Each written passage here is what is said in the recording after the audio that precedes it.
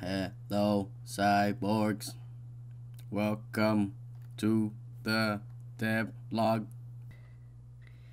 Just kidding. I can't do that the entire devlog, man. That'll take forever. Let's go.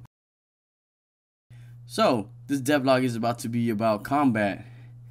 Well, towards the end at least. So, before we get there, I'm sure you all saw the thumbnail and was wondering, man, this has to be a new game. But it's not. It's the same game, just sexified. So, making my first devlog, I realized how ugly everything was, and it wasn't even remotely eye-catching. So I made it a goal to spice things up a bit before I made the next video.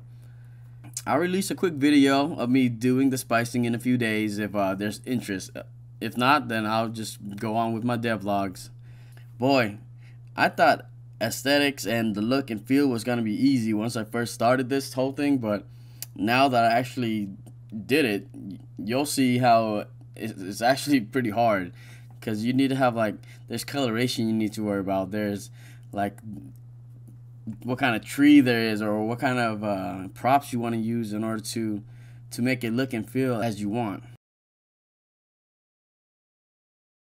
So right here I'm testing, I'm changing the colors around, mixing it around to see if the coloration was the reason why it was looking sort of plainish. But I mean, it helps. Looking from like the as you guys can see here, it helps you with the look and feel of things. It's not as plain. There's more to it. It's more eye-catching pretty much, but there's still something missing. So after some time, I decided to, pick a country, pick a location or something, and add some of that that jazz into it and make it look cool, and bam, welcome to Asia, or should I say Japan, since this is where I mainly got my inspiration from. Here's a reference picture I took to base the colors and the look and feel of things. So that's where I got it from.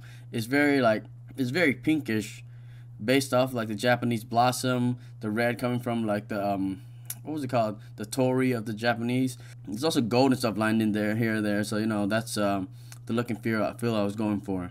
So let me know in the comments what country, what location I should incorporate and represent. Let's you guys be the ones who pick my next area. So now, since everything's all sexified and looking good, or looking better, should I say, let's move on to what you all came before, the killing of the monsters. So, to stick with the theme, showing the old and then revealing the new, here's the old combat system. You see how it's kind of like, you see how the old combat system is kind of like bland, boring. It feels kind of slow too, because you're just running up to the characters. There doesn't seem to be much interaction or much impactful skills that go on, like a skill cast, and then you really rarely care about it. Here it goes with the new combat system. You take turns. The fastest character attacks, and then just go through your skills in order until either the enemy team dies or you die or your team dies.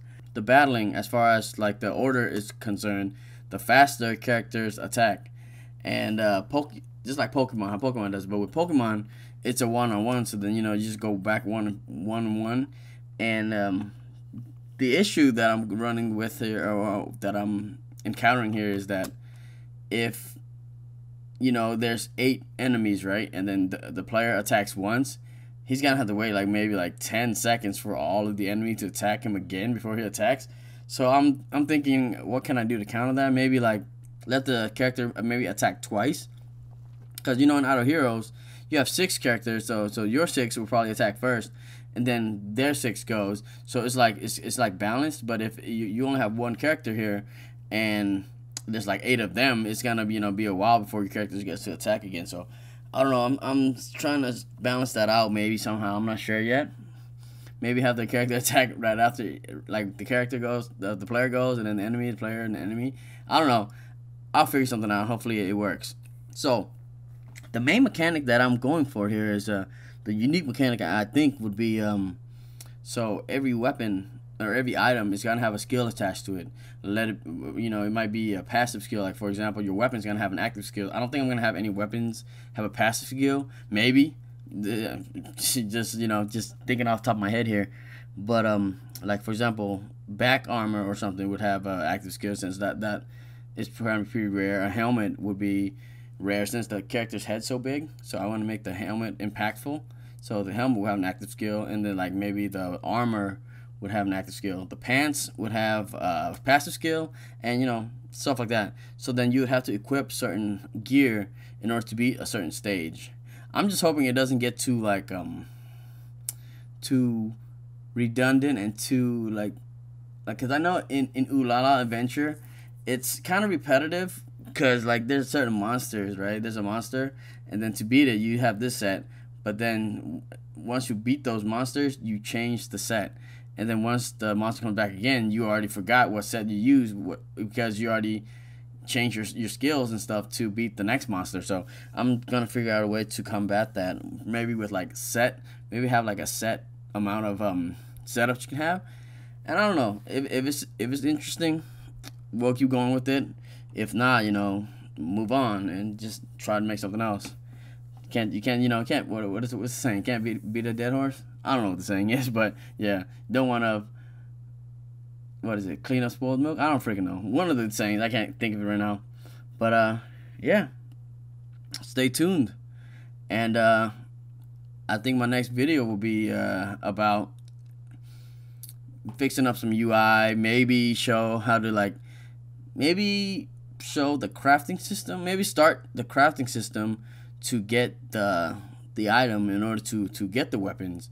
I'm not sure yet, but stay tuned. This is disorganized, I know, but hey, who says game development is linear? Take it easy.